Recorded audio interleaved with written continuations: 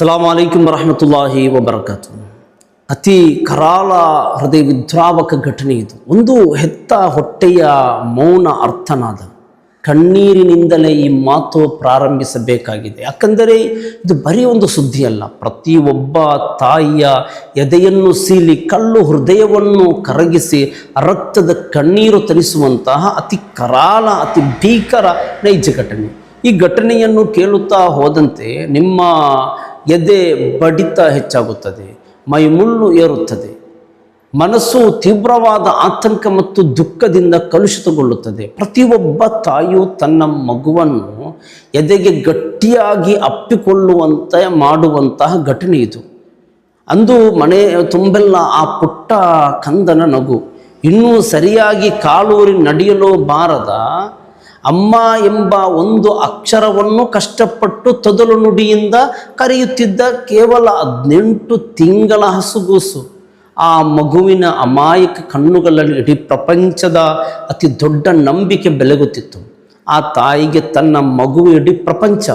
ಮಗುವಿನ ಸಣ್ಣ ನಗು ಆ ತಾಯಿಯ ಇಡೀ ದಿನದ ಆಯಾಸವನ್ನು ಮರೆಸುತ್ತಿತ್ತು. ಆದರೆ ಆ ಸುಂದರ ಸಂಸಾರದ ಮೇಲೆ ಕತ್ತಲೆಯ ಕರಾಳ ನೆರಳು ಬಿದ್ದಿದ್ದು ಆ ಮಧ್ಯಾಹ್ನ ಮನೆಯಂಗಳಕ್ಕೆ ನಗು ನಗುತ್ತಾ ಒಬ್ಬ ಯುವಕ ಬಂದ. ಆತನ ಹೆಸರು ಅಬ್ದುಲ್ ಮನ್ನಾನ್. ಆತನಿಗೆ ಕೇವಲ 17 ವರ್ಷ. ಮನಸ್ಸಿನಲ್ಲಿ ಚಿಕ್ಕವನಾಗಿದ್ದರೂ ಆ ಮನೆಯವರೊಂದಿಗೆ ಆ ಕುಟುಂಬದೊಂದಿಗೆ ಅತ್ಯಂತ ನಿಕಟ ಸಂಬಂಧ ಹೊಂದಿದವನು. ಆ ಮನೆಯ ಪ್ರತಿಯೊಬ್ಬರೂ ಆತನನ್ನು ತಮ್ಮ ಸ್ವಂತ ಮಗನಂತೆ ತಮ್ಮ ಸ್ವಂತ ತಮ್ಮನಂತೆ ನಂಬಿದವರು. ಅಷ್ಟೇ ಯಾಕೆ, ಆ ತಾಯಿಯೂ ಕೂಡ ಆತನನ್ನು ತನ್ನ ಸ್ವಂತ ರಕ್ತದ ಸಂಬಂಧಿಯಂತೆ ಭಾವಿಸಿ ಮನೆಗೆ ಮುಕ್ತವಾಗಿ ಬರಲು ಬಿಟ್ಟಿದ್ದಳು. ಅಬ್ದುಲ್ ಮನ್ನಾನ್ ಬಂದು ಆ ತಾಯಿಯ ಬಳಿ ಅತ್ಯಂತ ಪ್ರೀತಿಯಿಂದ ಮಾತನಾಡಿದ.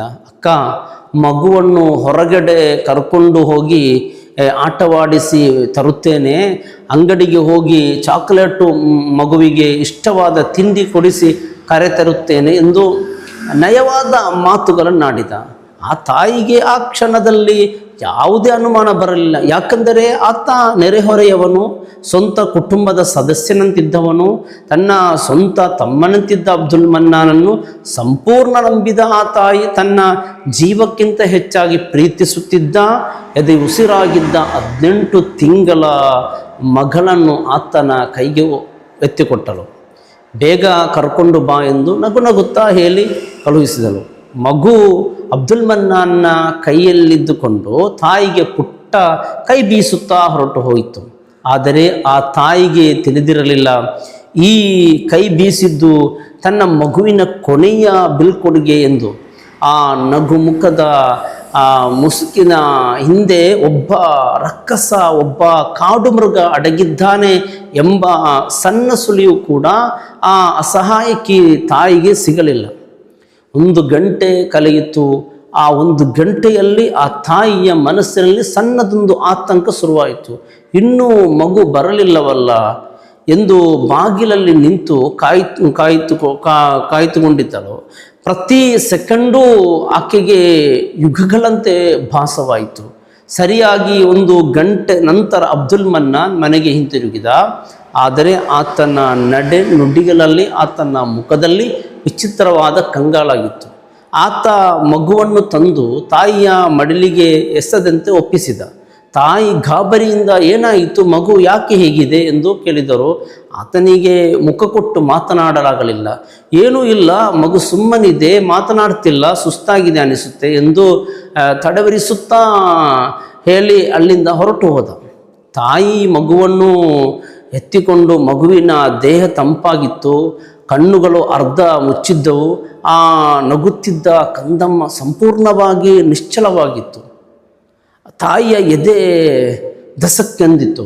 ಕಂದ, ಅಮ್ಮ ಎಂದು ಮಗುವನ್ನು ತಟ್ಟಿದಳು. ಮಗು ಎಚ್ಚರಗೊಳ್ಳಲು ಪ್ರಯತ್ನಿಸಿತ್ತು. ಆದರೆ ಕೇವಲ ಸಣ್ಣ ಒಂದು ಪ್ರಯತ್ನ ಮಾತ್ರ ಬಂತು. ತಕ್ಷಣವೇ ಮಗು ಕಷ್ಟಪಟ್ಟು ವಾಂತಿ ಮಾಡಿಕೊಳ್ಳಲು ಪ್ರಾರಂಭಿಸಿತು. ಗಾಬರಿಗೊಂಡ ತಾಯಿ ಮಗುವಿಗೆ ಏನೋ ಅಸ್ವಸ್ಥ ಆಗಿದೆ ಎಂದು ಭಾವಿಸಿ ತಕ್ಷಣ ಬಟ್ಟೆ ಬದಲಾಯಿಸಲು ಮುಂದಾದರು. ಆಸ್ಪತ್ರೆಗೆ ಹೋಗಲು ಆ ಕ್ಷಣ ಆ ತಾಯಿ ಕಂಡ ದೃಶ್ಯ ಈ ಭೂಮಿಯ ಮೇಲೆ ಯಾವ ತಾಯಿಗೂ ಯಾವ ಹೆಣ್ಣಿಗೂ ಕಾಣಿಸಬಾರದಂತಹ ದೃಶ್ಯ. ಆ 8 ತಿಂಗಳ ಹಸುಗೂಸಿನ ಪುಟ್ಟ ದೇಹದ ಮೇಲೆ, ಅಮಾಯಕ ಗುಪ್ತಾಂಗಗಳ ಮೇಲೆ ಭೀಕರವಾದ ಗಾಯಗಳಾಗಿದ್ದವು.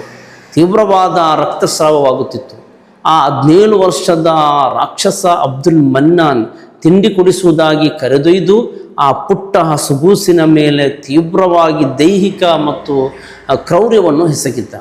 ಆ ಕ್ಷಣದಲ್ಲಿ ಆ ಮಗು ಎಷ್ಟು ಚೀರಿದೆಯೋ, ಆ ಪುಟ್ಟ ಜೀವ ಅನುಭವಿಸಿದ ನರಕಯಾತನೆ ಎಷ್ಟೋ, ತಾಯಿಯ ಎದೆಯೊಡೆದು ಬಂದ ಅರ್ಥನಾದ ಇಡೀ ಬಡಾವಣೆಯನ್ನೇ ನಡುಗಿಸಿತು. ತಾಯಿ ರಕ್ತದ ಮಡುವಿನಲ್ಲಿದ್ದ ಮಗುವನ್ನು ಎತ್ತಿಕೊಂಡು ಬರಿಗಾಲಿನಲ್ಲೇ ಆಸ್ಪತ್ರೆಗೆ ಹೋದಳು. ಆದರೆ ದುರಾದೃಷ್ಟವಶಾತ್ ಆ ವೈದ್ಯರು ಮಗುವನ್ನು ಪರೀಕ್ಷಿಸಿ ಮಗು ಆಸ್ಪತ್ರೆ ತಲುಪುವಷ್ಟರಲ್ಲೇ ಕೊನೆಯುಸಿರೆಳೆದು ಎಳೆದಿದೆ ಎಂದು ಘೋಷಿಸಿದರು. ಆ ತಾಯಿಯ ರೋದನ ಎದೆ ಬಡಿದುಕೊಂಡು ಅವನು ನನ್ನ ಮಗುವಿಗೆ ಸಣ್ಣ ದಯವು ತೋರಿಸಲಿಲ್ಲವಲ್ಲ, ನನ್ನ ಮಗಳನ್ನು ಕೊಂದು ಬಿಟ್ಟನಲ್ಲ ಎಂದು ಕಣ್ಣೀರುಡುತ್ತಿದ್ದ ದೃಶ್ಯವನ್ನು ಕಂಡವರ ಕಣ್ಣುಗಳಲ್ಲಿ ರಕ್ತದ ಕಣ್ಣೀರು ಹರಿಯುತ್ತಿತ್ತು. ಸ್ಥಳೀಯರು ಮತ್ತು ಕುಟುಂಬಸ್ಥರು ಆ ರಾಕ್ಷಸ ಅಬ್ದುಲ್ ಮನ್ನಾನನ್ನು ಹಿಡಿದು ಪೊಲೀಸರಿಗೆ ಒಪ್ಪಿಸಿದರು. ಆತನ ಮೇಲೆ ಕೊಲೆ ಮತ್ತು ಅತ್ಯಾಚಾರದ ಪ್ರಕರಣ ದಾಖಲಾಗಿತ್ತು. ಈ ಘೋರ ದುರಂತ ನಡೆದದ್ದು ಎಲ್ಲಿ ಗೊತ್ತಾ? ಈ ಅತ್ಯಂತ ಅಮಾನವೀಯ ಘಟನೆ ನಡೆದದ್ದು ನಮ್ಮ ನೆರೆಯ ದೇಶದಲ್ಲಿ. ಪ್ರೀತಿಯ ಸಹೋದರರೇ, ನಾವು ಇದು ಗಮನಿಸಬೇಕಾದದ್ದು, ಇದು ಎಲ್ಲೋ ನಡೆದ ಘಟನೆ ಎಂದು, ಇದು ನಾವು ದೂರದ ಊರಿನಲ್ಲಿ ಆಗಿದ್ದಕ್ಕೆ ನಾವಕ್ಕೆ ಕೊಳ್ಳಬೇಕು ಎಂದು ನೀವು ಈ ಸುದ್ದಿಯನ್ನು ಉಡಾಫೆಯಿಂದ ದಾಟಿ ಹೋದರೆ ಅದಕ್ಕಿಂತ ದೊಡ್ಡ ಮೂರ್ಖತನ ಬೇರೊಂದಿಲ್ಲ. ನಮ್ಮ ಸಮಾಜಕ್ಕೊಂದು ಅತ್ಯಂತ ದೊಡ್ಡ ಕಠೋರ ಎಚ್ಚರಿಕೆ ಸಂದೇಶ. ಗಡಿನಾಡು ಬದಲಾಗಬಹುದು, ದೇಶ ಬದಲಾಗಬಹುದು, ಆದರೆ ಕಾಮುಕರ ವಿಕೃತ ಮನಸ್ಥಿತಿ, ಕ್ರೂರಿಗಳ ಮುಸುಕು ಎಲ್ಲೆಡೆ ಒಂದೇ ಆಗಿರುತ್ತದೆ. ಈ ವಿಡಿಯೋದ ಮುಖ್ಯ ಉದ್ದೇಶ ಪ್ರತಿಯೊಬ್ಬ ತಾಯಂದಿರು, ಹೆತ್ತವರು ಎಚ್ಚರಿಸುವುದು. ಸ್ವಂತ ಸಂಬಂಧಿ, ನೆರೆಹೊರೆಯವರನ್ನು ಕುರುಡಾಗಿ ನಂಬಬೇಡಿ. ಇಂದಿನ ಕೆಟ್ಟ ಸಮಾಜದಲ್ಲಿ ನಮ್ಮವನೇ, ಬಾಂಧವ್ಯದಲ್ಲಿದ್ದವನೇ, ಪಕ್ಕದ ಮನೆಯವನೇ, ಸಣ್ಣ ಹುಡುಗ ತಾನೆ ಎಂದು ಕುರುಡಾಗಿ ನಂಬಿ ನಿಮ್ಮ ಎದೆ ಉಸಿರಾದ ಮಕ್ಕಳನ್ನು ಯಾರ ಕೈಗೂ ಒಪ್ಪಿಸಬೇಡಿ. ನಗು ಮುಖದ ಮುಸುಕು ಆ ರಾಕ್ಷಸರು ಕೂಡುವನ್ನು ಕಟ್ಟಿಕೊಂಡು ಬರುವುದಿಲ್ಲ. ಅವರು ನಗುಮುಖ ಕರುಣೆಯ ಮಾತುಗಳ ಮುಸುಕು ಧರಿಸಿಯೇ ನಿಮ್ಮ ಮನೆ ಬಾಗಿಲಿಗೆ ಬರುತ್ತಾರೆ. ನಿಮ್ಮ ಮಗು, ನಿಮ್ಮ ಹೊಣೆ, ನಿಮ್ಮ ಕಣ್ಣಿನ ಮುಂಭಾಗದಿಂದ, ನಿಮ್ಮ ಕಣ್ಣೆಲತೆಯಿಂದ ಮಕ್ಕಳನ್ನು ದೂರ ಬಿಡಬೇಡಿ. ಕಾರಣ, ಯಾರೇ ತಿಂಡಿ ಚಾಕ್ಲೇಟ್ ಕೊಡಿಸ್ತೇನೆ ಎಂದರೆ ಮಕ್ಕಳನ್ನು ಒಬ್ಬಂಟಿಯಾಗಿ ಕಳುಹಿಸಬೇಡಿ. ಆ 18 ತಿಂಗಳ ಹಸುಗೂಸಿನ ಬಳಿ ಪ್ರತಿಯೊಬ್ಬ ಹೆತ್ತವರ ಕಣ್ಣು ತೆರೆಸಬೇಕು. ಆ ತಾಯಿಯ ಕಣ್ಣೀರು ನಮ್ಮ ಮನಸ್ಸಿನಲ್ಲಿ ಸದಾ ಎಚ್ಚರಿಕೆಯ ಗಂಟೆಯಾಗಿ ಬಾರಿಸುತ್ತಾ ಇರಬೇಕು. ತಾಯಂದಿರೇ, ಎಚ್ಚೆತ್ತುಕೊಳ್ಳಿ. ನಿಮ್ಮ ಮಕ್ಕಳನ್ನು ಕಣ್ಣಿನ ರಪ್ಪೆಯಂತೆ ಕಾಯ್ದುಕೊಳ್ಳಿ. ನೋಡಿ, ಆ ಪುಟ್ಟ ಮಗು ಇವತ್ತಿಲ್ಲ. ಆ ತಾಯಿಯ ದುಃಖ ಹೇಗೆ ಹೇಳಬೇಕು? ಅವರ ದುಃಖವನ್ನು ವರ್ಣಿಸಲು ಪದಗಳೇ ಇಲ್ಲ. ಅಲ್ಲಾಹು ಸುಬ್ಹಾನಹು ವ ತಆಲಾ ಆ ಕುಟುಂಬಕ್ಕೆ ಶಾಂತಿ, ಸಮಾಧಾನವನ್ನು ಅಲ್ಲಾಹು ನೀಡಲಿ. ಅಸ್ಸಲಾಮು ಅಲೈಕುಂ ವರಹಮತುಲ್ಲಾಹಿ ವಬರಕಾತುಹು.